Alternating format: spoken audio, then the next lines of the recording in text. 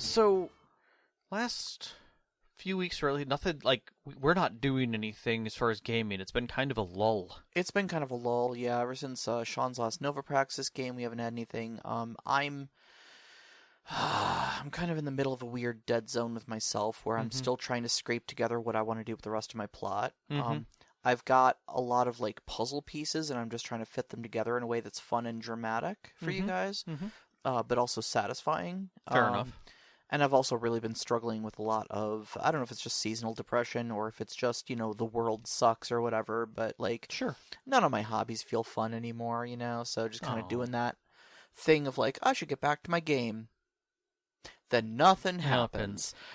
For me, it's been, like, I've been trying to get together with my Tiny D6 stuff, and, like, this is what I want to do, and get that feeling locked in, and then out of nowhere, it's something new will happen, and now I just don't have any bandwidth. Like, the last couple weeks of just event after event has kept me from really taking time to break it down and make sure I'm getting what I need ready, or even just picking dates. Like, I've been doing this class, and it's, now it's, I'm 4 weeks into it, so I've got 4 weeks left, and then I'm going to be taking a test at the end of it, and that just feels ominous. So it's like, I don't want to plan anything until that, and then immediately following that, we've got other events coming up in April, in May, and I've got June. my wedding, so I've been planning for that, so that's been consuming some of my time and energy, and it feels like maybe I do need to just wait till July and let it all blow over, wait till July, and then pick back up and be like, okay, here's what we're doing. That sounds good. I don't think trying to force it into an already packed schedule where you're going to be strained for energy and attention does anybody any good, including yourself. Correct. So I'm just going to take the time, take a half year off, Also, something set boundaries. Something like that. Yeah. But I like, at the same time, like, it is my creative release. Yeah. And I don't have that right now, so it makes me feel like half or a quarter of a person. So I don't have a good way to handle that, and that sucks. So yeah, I hear you. But we have this for now. for now. Yeah. But this week, we actually are pulling together things that games and systems, ideas that we had that we haven't seen. Yeah, we had a bit of a creative outlet just speculating here. It was kind of an interesting topic for me because I was like sick yesterday and stuff like that, but like even all week I've been trying to come together with like systems that I would love to see, right? With the premise being that I haven't seen them before and that they probably don't exist. Right. And the problem that I was having is after 5 years of doing this, I was like, oh, wait, wouldn't it be cool if there's a... Wait, no, that's just Star Trek Adventures. We know that, yeah. Okay, well, what if, and hear me out, that... Oh, wait, no, that's just Blades in the Dark. Okay, hold on. Yeah. Finding game systems that don't exist, or don't exist at least in some form conceptually, is extraordinarily difficult. It's weird, because you have to kind of decide whether or not it is the thing that you're looking for, more than just a setting, right? Because I think for me, it is more than just the setting. In fact, it often is a specific point within it. Like, for instance, I think Planegea does a great job of this, right? Planegea isn't just a dinosaur world D&D game. Sure. Right? It's a survival game, and it has tribes and relationship, but it's that visceral survivability in that alien environment that makes it unique. That, like, it's not just the other people you're against. Literally, the world wants to eat you or break you down in some way. And that creates that level of tension that you need for something like that. Yeah. So that's the kind of thing I was leaning into when I was thinking about this, was what is it that, A, we've learned from systems, from going through our system spotlights, that make us think that there should be something like X, right? Then, is X really fulfilled by something that's out there that we know of that it might be like. Mm-hmm. And so, like, one of the very first ones that kind of came to mind when I was thinking about this was, I like 7th Sea. I like it for what it is, but there's a courtly kind of thing that happens in 7th Sea, where you've got these negotiations and boons, and, like, you're trying to throw people off their game and get favors from others. You know, it's not about whether they like you. It's not about the romance. Like, those are all side things. Yeah. It's favor to favor. It's deed to deed, you know. It's, I did this for this person over here who I know you need help from. You know, it's practically like the swap shop kind of idea. Yeah. But it's happening in a courtly environment with all those types of people involved. Sounds like what Vampire always said that it was supposed to be. See, and that's the point that I'm trying to make here, is that you think Vampire, but you know the system. I know it doesn't. Yeah. Just like we know D&D isn't a group of people sitting around a bar talking about their exploits. Yeah. It's a combat system. Mm-hmm. Right? Yeah. You know, Red Dragon Inn does a better job of that, and it's a freaking board game. You know? Right, yeah. But the point is that, like, what our perception of a game isn't necessarily the game that we're really wanting. So, coming back to the courtly thing, I called it courtly encounters, was the idea kind of behind it. You know, it's not romance. It's a social interaction, more than just the positive and negatives of those relationships. You know, it is the debts, the favors, the boons. Some of the mechanics that 7th Sea does have, and a few other systems have. Like, you could slap all that together. That's the crunch. That's where the crunch happens, is, like, are you getting the resources you need to achieve a goal? Yeah. That's in there. Like, you know, maybe you, you know, and I'm theoretically just posturing here that you're all playing courtiers of different low ranks, right? You have patrons who are putting you into play, right, to do what they ask you to do, not unlike, you know, a Johnson or something like that, right? Sure. But also, you're trying to raise your own status so you don't need them, that you already have, like, maybe God, why can't I think of it? Simple Simon. Okay. The fairy tale, Simple Simon. I don't think I'm familiar with it, actually. It's... the other one is, God, put in his thumb, pulled out a plum, and said, "What a good boy am I." Little Jack Horner. Little Jack Horner, yeah. Which was a legitimate historical event that occurred, where he actually, the plum was a plumbum or a deed to an estate. Oh, okay. And he basically, what was happening was that people were sending stuff to the regent via food. To basically secretly get favor beyond the open court. Okay. Where people could hear things. So they were sending him deeds, they were sending him writs, they were sending him other things like that. And so Jack Horner, who was delivering these things, one day was just like, let's see what's in this one. Stuck and so in he his was thumb, pulled out a plum, said, "What a good boy am I." And the whole idea is that he stole some things from the magistrate, but, like, nobody could say that he did it because it shouldn't have been happening in the first place. It's that line, that great line from The Sting with Robert Redford and Paul Newman, where he says, "What am I supposed to do? Accuse him of cheating better than me?" Yes, and there's something to be said for that, in the sense that, and I'm sorry if you guys are hearing some background noises as well. There's something going on with my pipes apparently as well. God, it's just a weird day. In any case, the idea being that it's this kind of complex game that you're playing that has to do with, in some levels, attraction, manipulation, coercion, intrigue, that draws you to be able to win these effects, to be able to move yourself forward. And I was trying to find any comparable set that, like, of standard mechanics that would work. That would fit for this. And funny enough, as I was running across that, I came across the game Court of Blades, which is a Forged in the Dark system that's similar. It doesn't meet all the requirements, but it is similar enough, and I can understand that because Forged in the Dark works with the idea of gaining resources in a within a a known field.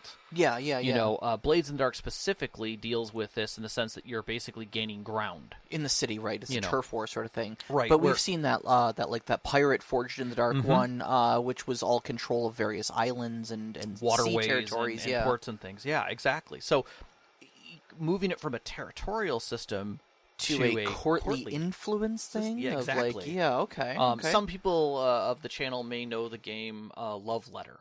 Is another one. Funny enough, if you look at the side of the box, you'll see that it's AEG, which is 7C. It's a 7C setting, yeah. Very, very similar of where that all came from.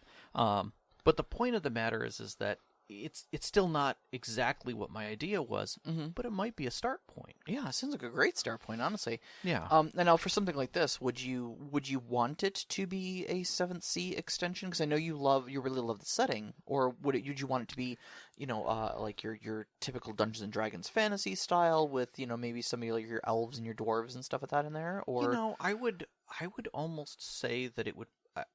I think it could be fantasy or contemporary or historical fantasy agnostic. Okay. Like it could be either. Sure. But I could also see this being used in like a spacefaring thing like Dune. Oh, yeah. Battletech has nobles. Exactly. Yeah. And again, that's another one of those situations where like we leave the war to the warlords. Right. There's points where that can get put into play, but it has very different inclinations, Yeah, the mech warriors think they're the ones making the decisions out there on the battlefield, but whole worlds are won and lost in a conversation in this room. Correct. Yep. Correct. Yep. And that's the exact feeling that I was kind of going for in the design of it. So very cool. Very cool. I would give that a look. I'm intrigued by the idea of a courtly politics game that is kind of like where all of your rules are based around those courtly politics that kind of numericize, I think is the word, give them numerical value and such like that. I'm reminded a lot of games like Monster Hearts and I think Urban Shadows did this and stuff like that, where you would have strings. Yes. Attached to people when they shared something with you, you would gain a string on them. I see that as sort of a mechanic you'd be leaning into of like, oh well, you do owe me a favor for that thing that I did with that thing that one time in that place. And my thought is that I would probably lean into the playbook design for characters versus a class-based system where you are a trope of a courtier. Yeah. Like, are you the musician? Are you a rich noble? Are you the fop? Are you a merchant? Are you are you a powerful merchant class? Are you a skulldugger? Are you not meant to be here? Are you the military man? Are you the knight? Of the court kind of a thing. And each one of those would have its own, obviously, bonuses and withdrawals of the circles that coming in. And that's your start point, and how far you drift from those circles. That man in the shadows trope. Yeah. What Walsingham? I don't know the name of the character, but I want to say it was like some sort of a Queen Victoria thing where there was just some character that was just like, don't worry about me, I'm nobody, but I'm here on behalf of this important person. Walsingham was that person to Elizabeth. That sounds right. So, that sounds right then. Yes. Yep. I love the Walsingham character that gets thrown into stories, but yes, he is a person of nobody, but yet of unbelievable power. Yeah, exactly. Yep, exactly. He reminds me a lot of Mike from Breaking Bad. Yeah, no, that's fair. I had a guy, but now I don't. Yeah. Did you want to grab one? Yeah.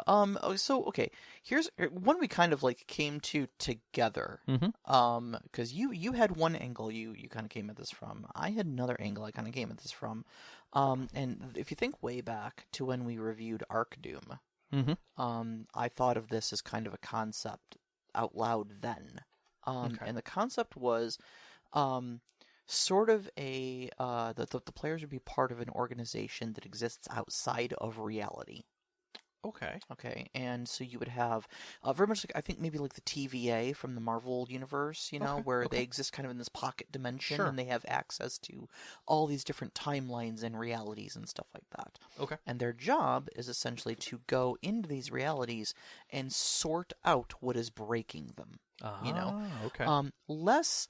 So the TVA is kind of like, oh, well, this one's not, conforming to the main timeline, so we're going to prune it. Right. Whereas these ones are like, this one, my concept is more in the opposite, in that it's like something is breaking this timeline and verging it hard off into an apocalypse. We need to send some agents there, and they need to figure out what's wrong, and they need to resolve it. And they're imbued with certain powers to do so. And I really like they're very captivated by that whole idea of like a maybe like Sliders or Quantum Leap or something like that, where every adventure you're going into a new setting, a new reality with new characters, and your character may bounce from a medieval society to a space age society to a cyberpunk society. Okay. So this sort of game would span all genres, and you would need mechanics that would support a character that could easily transplant between those sort of things. Okay. So what would you be doing? Are you feeling this as a combat system or more of like an investigative? Well, I think it would definitely be investigative. Okay. Because I mean, at least for me right now, and I'm sure I'll talk about this a little bit more later. I'm rebelling really hard against combat systems right now. You are. As evidenced by last episode. Mm-hmm. But I just don't think the solution to everything should be kill it. Mm-hmm. So I think find out what is going wrong and try to resolve it can be a peaceful, can be an investigative, can be even a cherished good thing. Yeah, I agree. My angle on the whole investigative thing sits more like in the Brindlewood Bay, except removing it from that and doing the same thing of putting it through time, almost like a Doctor Who. Oh yeah, sure. Where like you're pulled out of your time to solve a problem somewhere else, pulling the world's best investigators. Okay. You have your Sherlock Holmes who shows up there. Maybe the Mata Hari shows up. Maybe Inspector Clouseau. Yeah. You get all these different investigators that get pulled out of time regularly, right? And to help solve points in time that are in crisis. If this happens, we're going to lose like a whole section of time. Like, you probably are aware that the Library of Alexandria burned to the ground. Yes. Okay. That has to happen. And these people are literally protecting it. And if they don't, if this happens, everything changes. Like the timeline is irreparably damaged. So it must burn. Like, you need to go and figure out who's in on this that doesn't belong here. Because someone here doesn't belong. Like someone here is trying to alter the time space. I'm feeling this sharp pain, as if thousands of librarians suddenly cried out in pain and then were suddenly silenced. Yeah, but I mean, and the thing is that the concept that I had behind this, and it was really kind of brilliant, was I watched someone explain why you don't dig channels to connect rivers or rivers to other bodies of water. You let it happen naturally. Okay. So we do it, but we do it under an engineering logic. Sure. Right? Like you figure out what's really going on there. You do the damn math first, yeah. Because if you don't, you do not know how bad the consequences can be. Oh, I imagine the erosion is incalculable. Yeah. And a guy showed someone who had literally just dug a 18-foot long trench between his houses. Like he had a pond to this little culvert river because he wanted to refill the pond. And it destroyed his house? Worse. Oh, wow. He did not understand flow dynamics. Okay. That night, yeah, he had a little stream coming through, and then he had footage 3 days later of that riverbed that went on dry, and him and his neighbors all dealing with it going down the culvert and tearing their road out. Oh, jeez. Bit by bit. Yeah. Because it was steady flow. What was happening was that river had dammed in several places along it and was creating a slower flow. But once the flow picked up, it tore out dams upstream as well, of small beaver dams and things like that, changed the entire flow of the river. Oh, wow. And it's so, literally the butterfly effect in real life. And yeah. the worst part about it was civil engineers had to come in and slowly move it back because they knew it would just completely trash the ecosystem again to just turn it back on. Yep. And he's just like, well, what are we going to do? Like, your road's out for the next month while we fix the problem that you caused. It was like, okay, well, that's an interesting concept, but like, yeah, just getting the right people in the right place to solve that. Oh, I imagine, yeah. So when I was thinking about that, I was like, okay, like if we're going to do this, what systems do I know? Like, the first one I came to was Brindlewood Bay, because it's a light system. Yeah, sure. It doesn't focus hard on what's and where, right? It seemed very transplantable. The way that it handles mystery investigation and stuff like that is next to none. Right. And I liked that. I liked some of the side chemistry that it put in there about them returning to home and thing like that that add those extra elements to it. But also, like, Gumshoe is a great base system for investigation. Always comes up when investigation comes up, and I've never looked at the system so far. So yeah, I gave it a good look a while back when we were actually doing our episode on in mystery and investigation. Oh, okay. And I've got some notes back there in that episode. Funny enough. But it is a good investigative system. It comes highly recommended. But like all good things, it focuses on what it is. And so I like that we have hit this point after 5 years to be able to examine things like this. Yeah. And be able to have this plethora of things. But also to say, it literally took me 5 minutes to find Time Watch. Right. Which was a system that literally is what we both kind of talked about. Yeah. Which is grand. And it's out there. It's a thing. And I looked at it and I'm like, this is actually pretty good. Yeah. It's a pretty good system. Yeah.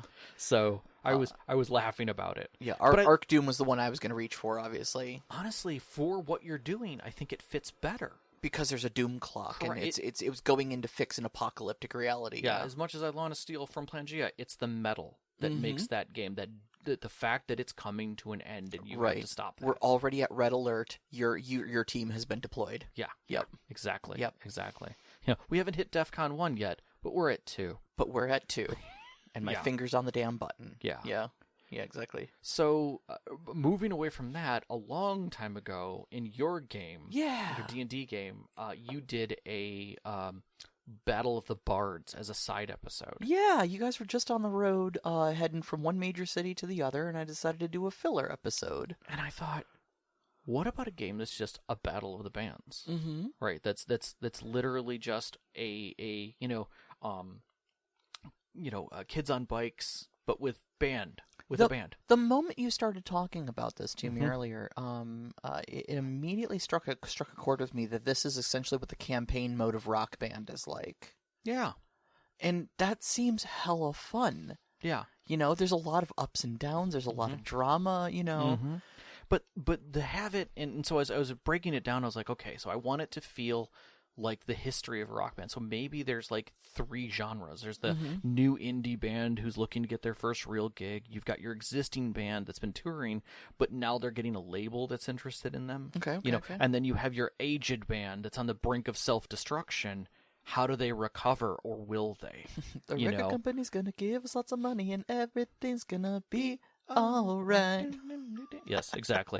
But the whole idea is that it could be set in any setting, contemporary, older, fantasy, really doesn't matter at that point. Yeah. Mechanics, because you have like health would be like band cohesion. Right. You know, how well that's going. But even for the individual characters, I was thinking something back to like City of Mist, where you have like a balance between the ego of the band, like your persona on stage, versus who you really are and what started the band, like what keeps you guys together what when keeps you're you recording. Grounded, yeah. Because like on one hand, you know, you look at like the ego of like the front man of the band can be a really great thing as a draw for attention and getting all this prestige and pulling people into your shows and what like that. But it hits a tipping point, you know, and I'm like reminded of like Roger Waters breaking off from Pink Floyd, where like when The Wall came out, he originally wanted that album to be called Roger Waters Presents Pink Floyd and The Wall, or something. It was something that was ridiculous. Roger Waters with Pink Floyd, or something like that. You know, where like he kind of wanted to put himself as the front line, even over his own band. And that was basically what caused the rift that got Roger Waters out of the band. You know? Yeah. And I can absolutely see Ego having that, like, you need to keep it in check, but you kind of want it high, but you kind of don't, you know? Right. And the playbooks are simple. Yeah. Right? It's frontman, rhythm, bass line, like you have all the positions. Oh, yeah. Right? And they all have benefits and deficits within them and traits and things they can have. So it could work really well in something like Forge in the Dark. Okay. Or even to a degree Fate. I was kind of thinking about Fate a little bit in this one. I mean, Fate's a generic system. The good thing about Fate is that it is good for everything from a narrative standpoint. Right, right. And so in that I was like looking at, like, because it's Forge in the Dark is really good about making the assumption that you're already professionals at what you're doing. Right. Yeah. So it's the struggles of each one of the things you build, and also Forge in the Dark does a really good job of giving you the layout of here's the map, right, of what you need to do. How are you going to get through it? Well, how do you see the map playing out in this system then? It's about, like, who and where you can make your battles, right? Whether it's through the social networks, through the public, through the, between different record labels, or even, like, effectively the the social is like your actual fans and stuff like that, versus your perception, right? Your vibe as far as the market is concerned. So, like, you almost the paparazzi and magazines and shit like that who are writing stories about you. So you've got different tracks that you can gain certain resources from by going and doing certain events. So it's like, maybe instead of just doing gigs, right, or shows, which are going to have their own combat, if you will, like an achievement that you've got to do, you can also do things like, hey, we're going to do a spot for a sponsor, right? Somebody's going to buy us for a weekend, and so we end up doing like a private corporate show, right? Yeah, it makes us a lot of money, gets us some notoriety, but we're also selling out to the man in the process. Yeah, it gets us the corporate shills debuff. Right, exactly. And or do we go to a battle of the bands and hoping to get a signed contract, which is going to get us steady more shows, like we're already in line to do these other shows, regardless of how well we do at them, we're going to get all of them. Right. But at the same time, like, we're locked into those. We have to do those. No matter what happens. Because you're contracted now. Right. Yep. Right. And so I was like, okay, so I could see this going Forge in the Dark, but at the same time, I like that, like, your band cohesion is exceptionally important. That there's always a point where you're taking chances. When you and that's what I was thinking, is like, when you're advancing, what do you advance about yourself versus what do you advance about the band? What risks do you take? So, like, it reminded me of the Savage World wealth mechanic. Where, like, yeah, you want to push a little bit, you can roll, but you could also lose. Yeah. You get what you wanted, but it cost you. And so in that, like, instead of in most games where you're paying into the common thing, you're stealing from it to see if you can achieve better. Oh, okay. So that common pool is something, if you take from it, you run a risk that you're gonna break band cohesion. Yeah. And it's gonna push you closer to ego or something like that. I was like, okay, I like this a lot. Like there's some neat mechanics in it, and again, like, the idea of your monster being a set list. Right. See, and that was the thing that immediately then struck me afterwards, was after I thought, wow, this sounds like the campaign mode in Rock Band. I then thought to myself, Dread uses a Jenga tower. What's to say that the battle for tonight is going to be a 3-song set in Rock Band? Now, mind you, not everybody has Rock Band, but you yourself have a pretty decent setup and a projector set up to full screen that damn thing in, like, 4K, whatever. So it's a party activity for us over here. We would be able to set it up. You got the pro drums and everything, man. It's ridiculous. It's fun. But funny enough, did a light search and found Rockopolis. Rockopolis. How about that? This already exists. It's a D6 system that has feats and bonds, and it's interesting. And I honestly looked at it and gave it a pretty quick scan, but at the same time, it had like Savage World vibes. Yeah, sure. I like it already. Throughout it, I was like, this is a cool design. I like it. It's now granted, its setting is different. The whole world is a rock world, and it's all about the combat. But like, the system was really neat, and I'll give it props. But like, it itched the edge of what I was looking at. Yeah, you know? And I thought that was a neat way to step into it. So yeah. All right, so one of mine here, and I think I talked about this a little bit before in a previous episode, I think too, is I'm big into space exploration. Yes. We played Elite Dangerous for quite a while, and my favorite ship, as much as I've fallen out with the game, the ship still holds a special place in my heart. And just warms it whenever I think about it. Is that Diamondback Explorer? Yeah. Just this little one-seater exploration vehicle. Second largest jump drive in the game. Only second because technically you can core out an Anaconda, which is the biggest ship in the game, and turn it into nothing but a flying fuel tank, and it gets like 2 light years further than the Diamondback does. Yeah, I actually got I remember using my Anaconda for most of the exploration stuff because it could hold actual hold. It still had hold and could push the distances. Yeah. So, but just going out like into the black and just finding strange new things and just just having that be your adventure. Watching your tank get real low and hoping for a star. Yeah. Well, not even hoping for a star, man. Just the exhilaration of like finally finding that star and then just dipping in on it and deploying your fuel scoop. Yeah. And then just watching your heat gauge get a little hotter and a little hotter and a little hotter, but your fuel tank getting fuller and fuller, and then pulling off of it as you're loading up your next coordinates and just boom in one smooth motion, just jump, making that, powering up the frame shift drive and just jumping out into black again, just great, just absolutely great. I love that feeling. And, as aforementioned, I'm rebelling really hard against combat systems nowadays. And I think this all kind of comes to a head in a lot of different things. I was mentioning earlier that like Starfield recently came out, and I was really disappointed with it. But not for like the typical reasons of like Bethesda copying and pasting their same game just into space, But like they really presented this great sort of aesthetic of like NASA punk, 1,000 planets to explore. It's like, come out here and feel the wonders of the universe. But then when the game came out, it was like, here's your gun. You can go fight bandits, or you can go fight pirates, or you can go fight aliens. Yeah. Or you can do fetch quests, I guess. Sure. But like, there's nothing really to explore because most of these planets are just empty anyways. Or we just fast travel you to 500 meters away from where you're supposed to be, and you're going to walk across a rocky landscape to get there, That's not really exploration, There's no wonder in it. There's no discovery in it, And you're not really getting, like, sort of emergent gameplay out of finding and interacting with strange things you didn't expect to see, and opening up new opportunities and new problems that you have to find creative solutions for.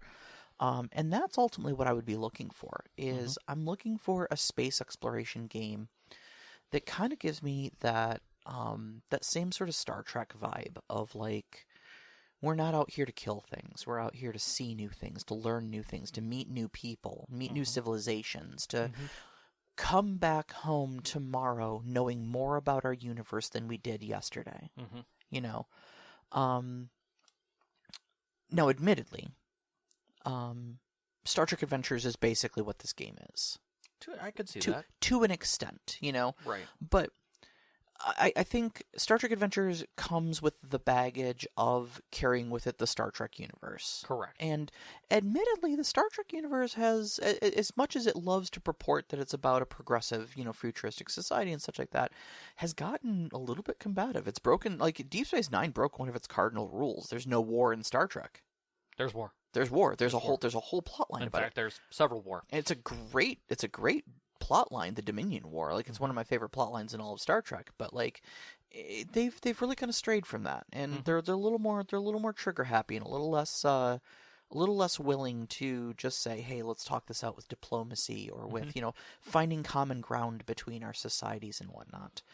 And I think there's a lot of gameplay to be had there with just meeting strange people, strange alien life forms possibly, or just strange cultures even if they are human, and trying to come to some common ground and find a good solution for it. Like the Orville. Yeah. I think does a really good job of balancing that combat versus exploration, because they lean heavily into, like, we're not here for the combat. Right. In fact, most times they're not. We're the weakest people in the thing. Let's see. They are. Like, we need help constantly. God, I cannot remember the names of those two factions, but there's that warlike faction with the pasty white skin. Yeah. And then there's the automatons. Yeah. That are coming after them. And I mean, with both of them, they're both like, we are going to get wiped out. We have to find a diplomatic solution right now. You know, the only thing holding these people off is that the Mocklins have all of the weapons. Yeah. And honestly, they're kind of jerks. Yeah. And we don't really like them, but we can't tell them to take a hike because they've got all the weapons. Exactly. I think interesting situations like that would be good. Like I said, so I think Star Trek Adventures probably covers most of this. Yeah, I think you can play Star Trek Adventures in a way that facilitates this. And I think that's the key to this one is that one thing that I was trying to dig out of you was, what does... I guess my two questions, which come out of most of our system spotlights, that what I was looking at is, what is the hit points of this game? Mm-hmm.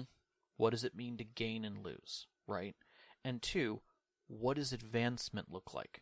What do you gain and what does it cost? Yeah, that's kind of the other thing of, like, this is what is the purpose of the player characters? What are you looking for out there? Because the first question you have to ask is, why am I even doing this? Yeah. Why is my character doing this? And you can always say, like, well, it's the Star Trek thing. Is like, you've chosen this as your career. Mm-hmm.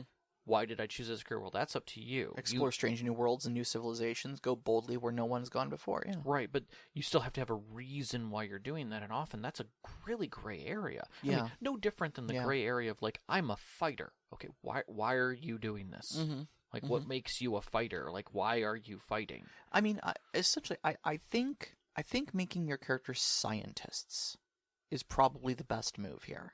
Mm-hmm. Because first off, it gives you a purpose, but it makes that purpose non-combat. Mm-hmm. Okay, and so I imagine you would find yourself in a situation like that moment in Firefly where he's like, they think a Firefly class ship has guns on it. Get this, like, you don't even have any. You just have to bluff about it, maybe, or negotiate around it. Right. Where combat almost isn't an option, where you have to find the alternate solutions because you don't have these sort of things.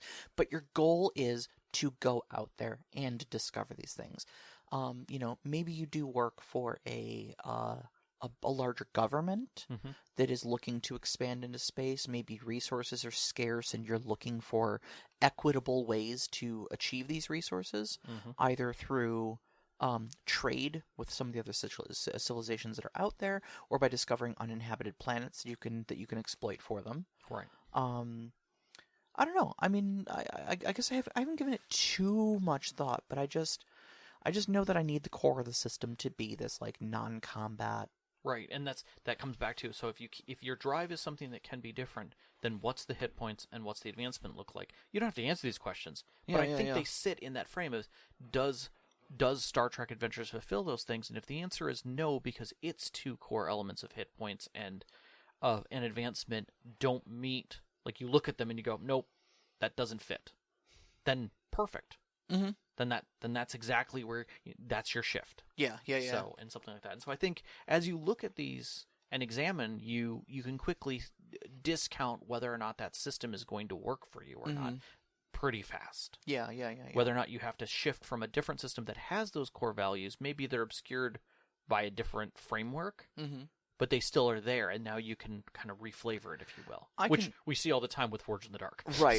Yeah, and I hate to keep coming back to Forged in the Dark, but I could almost see this as a Forged in the Dark system, again, just simply because it does incorporate that sort of, like, territorial map system.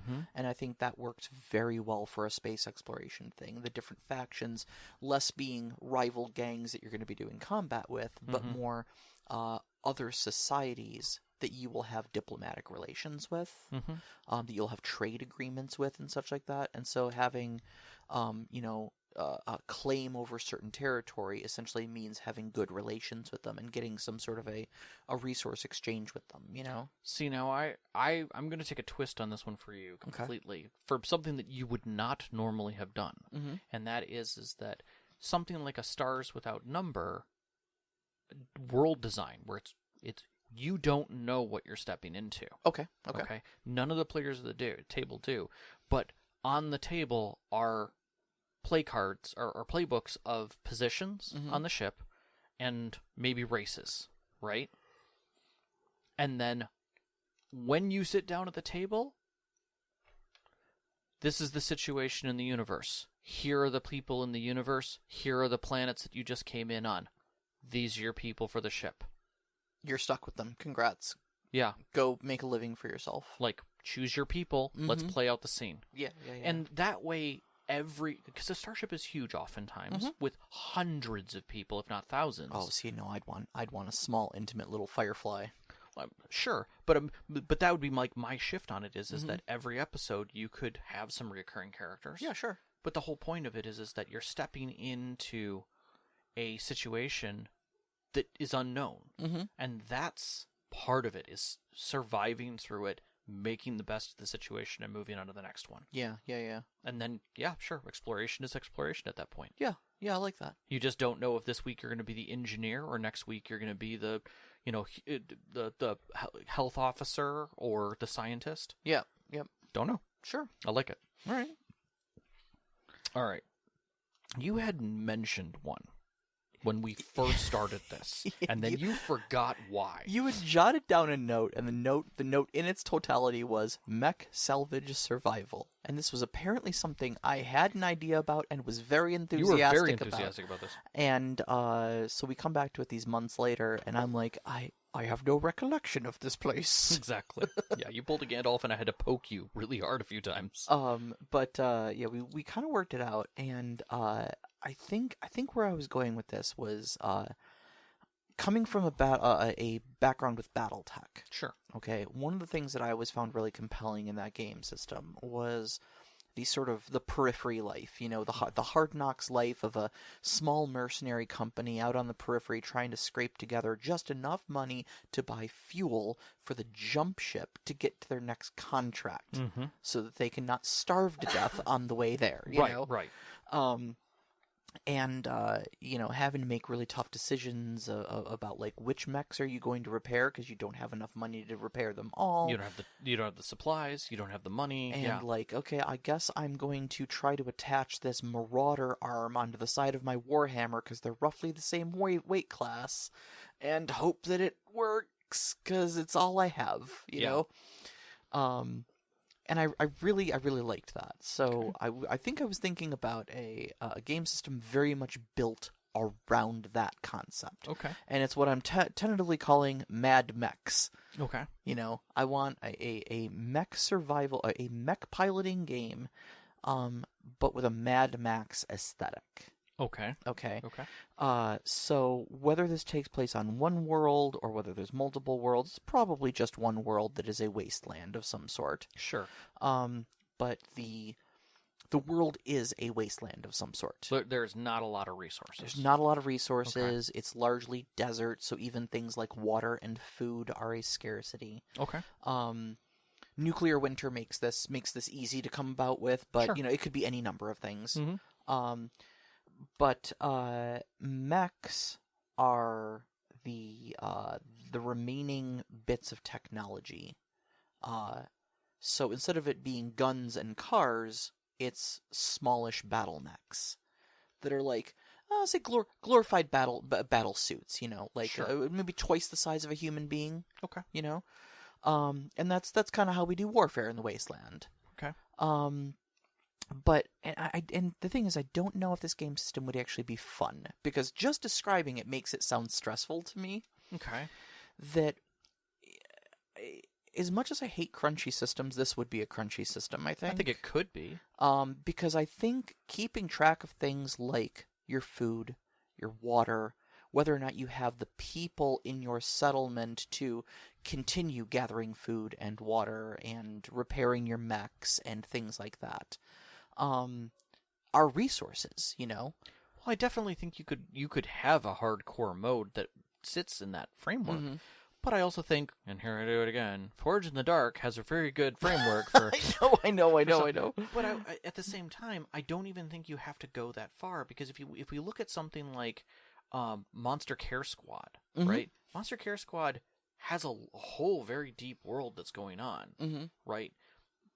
But the action of what they're doing is what's important, Yeah. and the effects of what that leads to. So if you squint really hard, you can drive this down to a very simplistic level Mm-hmm.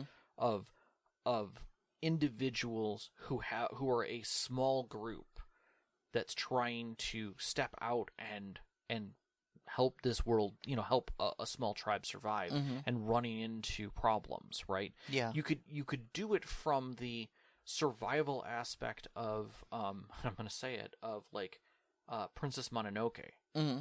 where you have to leave the tribe because something's going on out there, Mm-hmm. right? You must protect us because we can't keep this up and something's changed. Right. So now your group has to go out, you have to see who the problem is, either negotiate with them, or maybe it'll come to blows, and they don't want all-out war. Nobody does. Like, Right. They don't want you shooting a las cannon into their community, Mm-hmm. so everyone still handles this old Beshal rule set. How dare you refuse my Bashal? Exactly.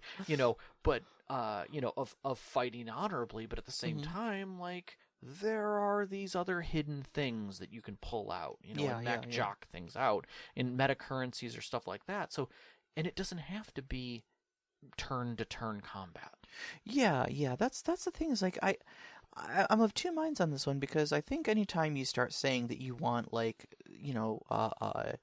cobbled together Mad Max style battle mechs, I think everybody starts getting very interested in what are the exact specs of this mech and what have you welded onto the side of it to make it combat worthy and whatnot.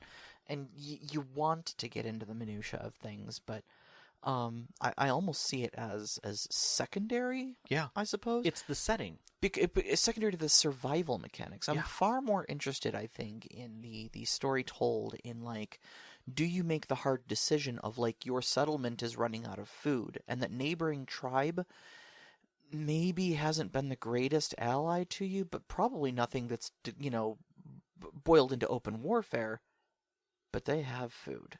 Yeah. And you're starving, and you've Yeah. got mechs. Yeah. Do you make the strong hard arm? decision? Yeah. Exactly. And what does that look like? What struggle does that create? Right. What right. unease does that create around them? Yeah. Exactly. Or worse yet, you've got to leave. You're taking your people with you, and there's another group that realizes that you're going to be leaving your walls. Mm-hmm. So you're at risk. Yep. And so now, like, you're doing the Mad Max thing of trying to, like, jink them. Do you sacrifice one of your mechs to lead them off on a wild goose chase? Yeah, exactly. Does that pay off? Mm-hmm. Or how does it, what consequences does that lead to? Mm-hmm. Right? And that is a whole nother level. Yeah. Like, do you risk pushing a scout operation for an IFCOM because someone has a map that leads to an old facility? Right. That no one's seen before. A lost tech cache or something. Yeah, like, could be food, could be seeds, could be water. Could be brand new battle mechs. Could be. You can't eat a battle mech, though. Right, yeah. And so, like, but a brand spanking new one still in the box isn't going to need repair for a while, at least. Right. Though, might not need a fuel core. Yeah, exactly. And those types of things where, like, you don't have to deal with the minutia of the mech and how it's designed. Mm-hmm. You just have to say it's a battle rating 4. Right. Okay, right. done. Like, what does that mean? You can adjust the points any which way you want. Mm-hmm. Like, it's 4. After every engagement, they all lose 1 rating. Right. But in salvage, you might gain a certain number of rating that you can redistribute to repair them. You can't go higher than your current. You just well, you could because you could upgrade. Right. You could you could have an old busted autocannon on there, and you could salvage a brand spanking new las cannon and put it on there. Well, my whole thought is that you can't go higher than the battle rating of the mech, mm-hmm. but you have the meta currency that gets stacked on top, which is basically your hijinks that you can do with it. So, for instance, like, yeah, I only have a battle rating 2, but I've got 5 chips here of meta currency. So when I go into combat, I can fire that auto cannon. I can right. They're spent. Yep. But it's like, what does the enemy see? Oh, they just see the rating of a smaller thing, and then suddenly out of nowhere, these missiles come ripping at them, and they're like, how the hell does that little thing have that? And tell me how it has it. You've got the meta currency. Did you just duct tape and super glue an LRM pack to the backside of it and hobble together its own tracking system on the roof that's shaking as it's holding in place? Yeah. Sure, why not? Yeah. That's great. Because again, you don't have to think about the minutia. You just need, again, break down the D&D stuff out of your head and go to it's just a +1. Mm-hmm. That's it. It's an expendable currency. Right. In fact, again, Forge in the Dark did a great job of this. Mm-hmm. It's like, I don't need to say my inventory. I just need to say that I can only carry 3. Right. And 3 of what? I don't know. 3 things. Right. 3 things that will significantly alter the plot. Right. And that can change the way that combat can be simplified to just a dramatic test. Yeah, Was absolutely. it successful or not? Absolutely. Or you had brought up using mouse guard rules. Yeah, see, I really liked the way that mouse guard does their combat, because you've kind of got, okay, so like you pair each side of the conflict off, and it's you come up with what's called a posture, I believe. So and that's calculated off of like how many people there are and what certain ratings of certain things are, and then you figure in equipment as well. And it comes up to this posture total. And each turn, you then double blind choose either to attack, defend, feint, or parry, bluff, or something like that. Something, yeah. Anyways, it's a move. Yeah, it's some sort of a move, and there's 4 moves, and they interact with each other in different ways. So if I pull attack and you pull feint, that means we have to make certain rolls, right? And there's a grid that basically shows what needs to happen for there. And what'll happen each round is one side, or possibly both, will lose or gain posture. When one side hits 0 posture, or when somebody decides to like flee from the engagement and end it, you take both posture ratings and you look at them individually, but you also look at them in comparison to one another. So if I started at 10 and decided to like flee the engagement when I was at 2, I've still lost 8 posture. Okay. Now, regardless of what happens there, that means that some significant damage has been done to me. Okay. But we may have also taken it out of the enemy's hide as well. They might have started at 15 and ended at 2. Right. You know? So they technically lost more posture than us. Right. Because they started at 15. We only started at 10. Right. So each one of us is going to be looking at some consequences, but then you also compare the two. Okay. So we're both ending at 2 in this hypothetical situation. That means our combat came to a draw. Right. Okay. However, if you obliterate them, you know, that difference may spell out, like, I mean, I've looked at the chart for it in Mouse Guard, and it's like, yeah, if you lose by more than 10 or something like that, like, pick one of your characters, they die. Yep. We don't care how you explain it or which one it is, but one of your characters dies. Write that into the narrative. Yep. And I think that would be perfect for something like this. I think it ostensibly would be, it sounds complicated, and I think you could simplify it. I don't think it sounds complicated at all, honestly. There's only like 4 general moves. Right. I mean, it sounds complicated, but I think it would simplify the rounds and rounds of combat. You know, to bring it down to I do this, you do this, we check. I do this, you do this, we check.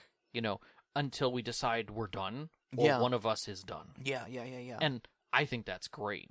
Like, and again, stacking in there a meta currency that can change some of those odds, I think throws a whole different level on things. What might be interesting is almost like an ante sort of thing, where like each meta currency you spend becomes a salvage that goes into the winner pool. You know, so like, okay, cool, I'm dumping my autocannon, but I better hope that this did I win this engagement because I just spent 3 of my meta currency, and I may be kissing that goodbye. Yeah. You know? Like, you lose the mech, but they gained 3 salvage. Yeah, exactly. Yeah. Exactly. Yep. And then the storyteller keeps a hard record of that, of like, not only did you lose an engagement, but you gave up a lot of salvage to them, so now they're going to be more powerful in this territory. Yep. And they may take it to the offensive, you know? Yeah, yeah. No, I like that. I think that would be a really interesting system. I think it could be really exciting. Mm-hmm. Like, and I wouldn't want to stack it on anything else. Yeah. Right. I like it as its own thing. Mm-hmm. Right. That that you know that this is how things are done. This is the way things are handled. You know, and you don't get many options to do the other side of, like, you're not changing hearts and minds with spells or like intimidation and things like that, right? They're looking at your numbers and you're looking at theirs. It's pretty obvious. You can't hide a 60-foot mech. Everybody wants the same thing as you. They want to live. Yeah. So but the thing is that it's not like they're not an unknown commodity.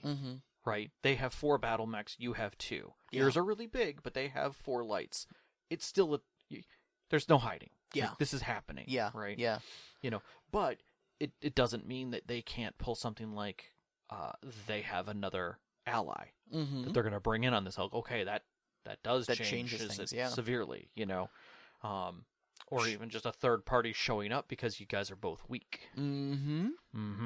Sean saying in the live chat, maybe something like a 5 or 7 way rock paper scissors system, like a rock paper scissors lizard Spock. You could do something like that, but I honestly like the system, the burning wheel design. Of that. So. Yeah.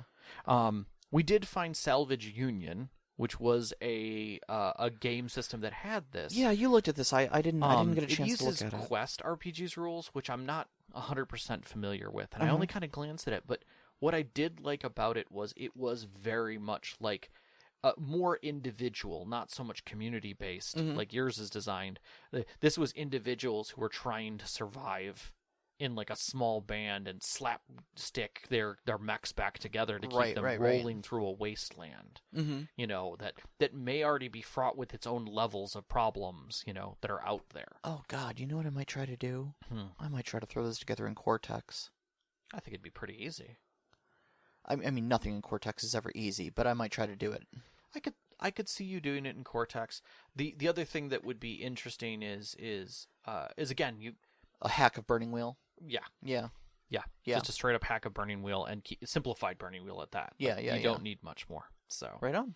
But I like it. I like it a lot. I'm glad we recorded this one because I'd like to come back to some of these thoughts. I know, right? Some of these are like, I walked away from writing this show sheet going, this is really compelling, actually. I got some good ideas, sir.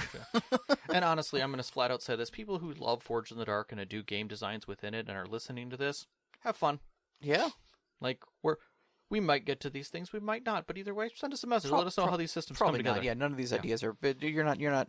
Please steal these ideas. Yes, They don't belong to us. They're out in the air. They're out in the open now. Yes. So, Nevim had a couple questions. Yeah, sure. So far, which game surprised you the most? Like of all the ones we system spotlighted? I think so. Oh God, I think I know in a positive way or a negative way. Well, I'm going to say positive. Let's stick to the positive. I think Arc Doom did. Okay. If I'm being straight up, like I did not know anything about Arc Doom coming into it, and what I found was a trifecta of unique, compelling, and clean gameplay with a gorgeous book. Okay. Honestly, every single page, every single rule, it was written very well in that all the rules were like bolded and highlighted in ways that you could easily spot them on the page. The visual clutter was cut down to a minimum. The rules themselves were very streamlined. And it had that unique angle that I've never seen before of like, yeah, there's an apocalypse coming. I don't know which. It's up to you to decide. But the game is literally time-based. Decide if you're going to play for a half hour, a couple hours, or, or 1 hour, or a couple hours. Then start the clock, because when your time is up, that's when the apocalypse happens. Good luck. Yeah. I love it. Two come to mind for two different reasons. Shang-Chi, Blood in the Banquet Hall. Oh, always. It's almost like I couldn't talk enough about it because the game so easily at face value could have been a racist nightmare. Oh, it could have. A culturist nightmare. Because if you just flipped pages through that book, you would see what you thought was Chinese menus and jokes, and like it would seem humor, right? Bad humor, right? But it was everything opposite of that. There was so much love put into not only framing and designing and explaining what the purpose of this game was, but also just to kind of bring you in for a light hug and say, it's okay. You're allowed to play this in my community. You're not of my community, but I want you to experience this. Cultural exchange is what we're looking at. Not appropriation, not even... Beautiful cultural exchange, yeah. And it surprised me at so many turns. Like, I want to go back to that. I want to tell too many people about it, right? And even if you never play it, respect it. For God's sakes, respect that game. Oh, yeah, absolutely. I think the other one that surprised me on a mechanical level, for its simplicity, for the way that it blended it directly into its mechanics, was Brindlewood Bay. I'd never seen something that was so well dedicated to investigation without making it challenging. Like, it said, I know what I want to be. I'm going to give you the best tools that I can to show you, and then I'm going to kind of look around for a second and say, it's a lot easier than you think. And you're like, what? That's it? Here's how you do complex mysteries. Yeah. You ready? Lean a little closer. It doesn't matter. Make it up as you go along. Exactly. But at the appropriate time, tell them they've figured it out and that they're right. Yeah. What if they guess wrong? They can't guess wrong. If they point a finger at someone, that's the guy that did it. Yeah. Just make it work. Yeah. But it does it in such a way that it doesn't make assumptions of the storyteller. Like, it knows that you've had a bad history with other game systems. And just kind of eases you into it. I mean, I think that Tiny D6 does that with, like, almost a blunt hammer of, like, we know you've been abused, but I'm going to tell you, everything is 2D6. Yeah. You know? Whereas this game is just like, hey, just leave all those to the side. None of that. Let those wash over you. None of that matters. We got you. This is simple.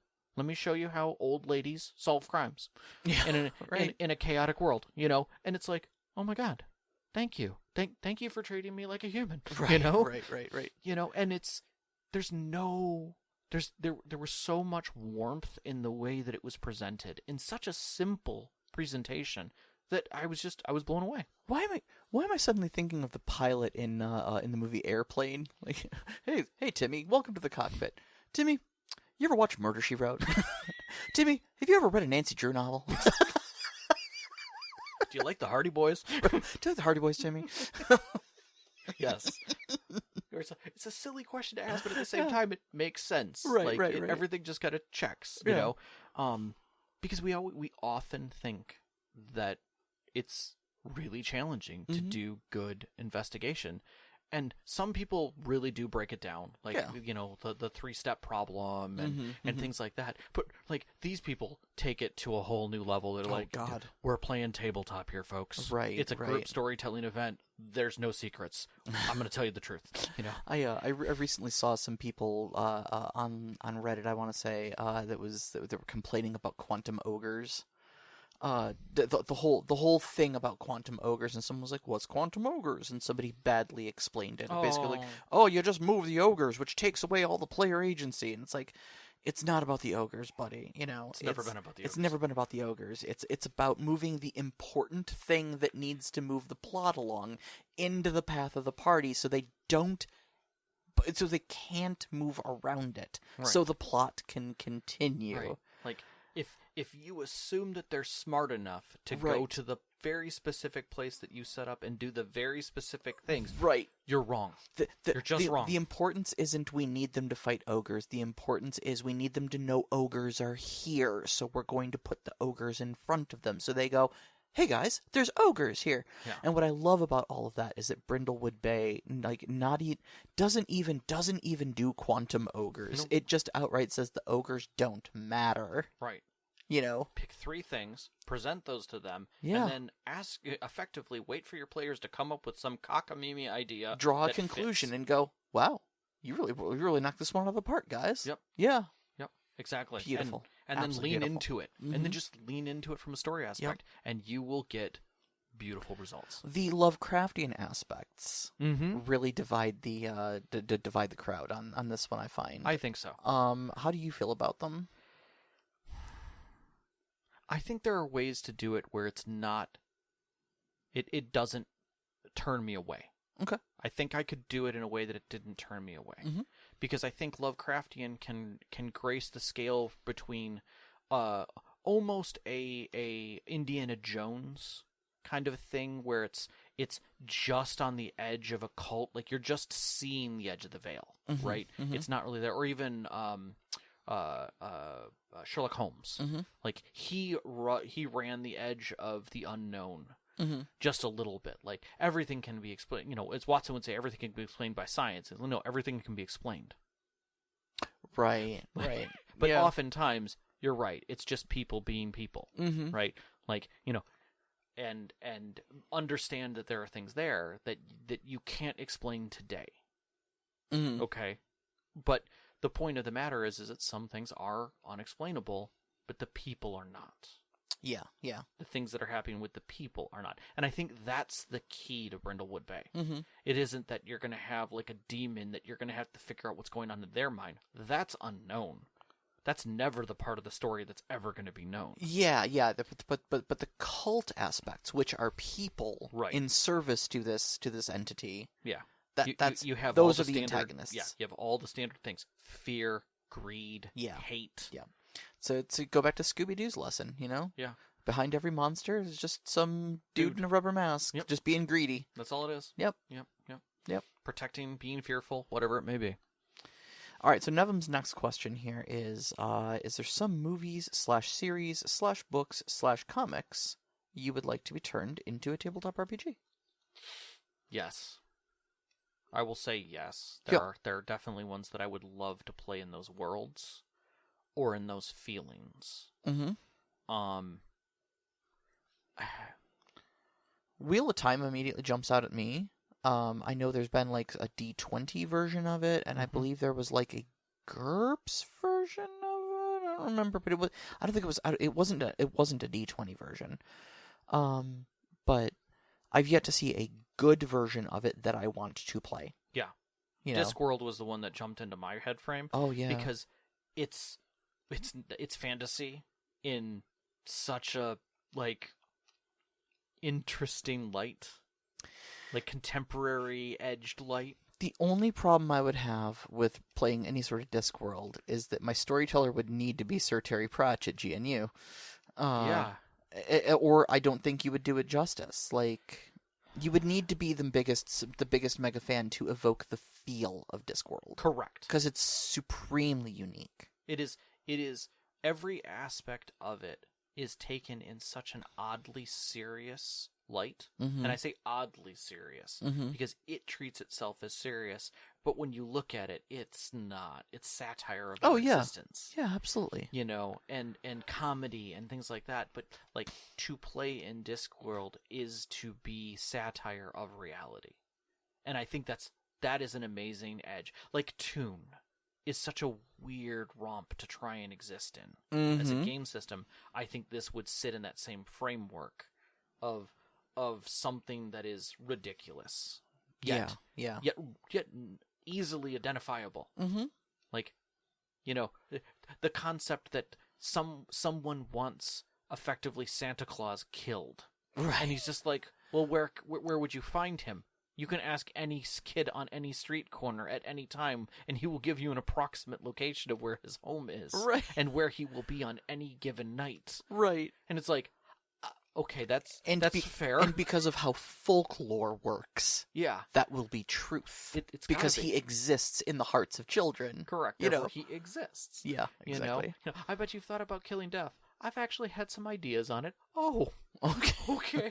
I've got plans drawn up. They're in the beta phase, but you know, but it's there. But that right there is how that world works. And if you just took it to an individual's level of like a guard of Ankh-Morpork, is that right? Yes. Or a wizard, a lesser wizard, who doesn't have their hat yet. You take it down to those types of levels. Now you can have a story that's a little grittier or a little weirder, where these pressures that are above them and around them are forcing them in a direction.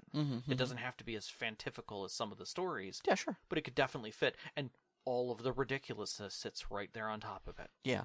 Yeah, absolutely. That's that level of satire. That's just tongue-in-cheek enough. Like the going postal is a two-parter that I highly recommend anybody go and watch. But all of the movies, I think that short of the animations, I'm going to skip those.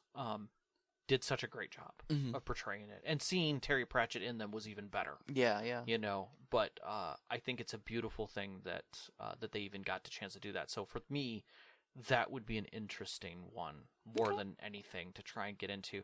I think the only other one that kind of comes into my headspace just because it has it has an interesting harbor in my heart is Battle Angel Atla. That Alita? Alita. Yeah. I've always known it as Atla in my head. But it's such a weird world and understanding of self and what it means to be alive in that world for as long as some entities are, and how much has changed and who's in power and what power really means. Yeah.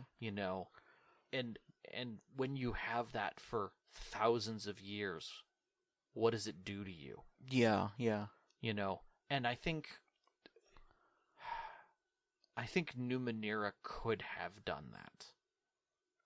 Yeah, Numenera could have been a lot of things. But at the same time, like, I think the setting-wise, could have felt in a direction.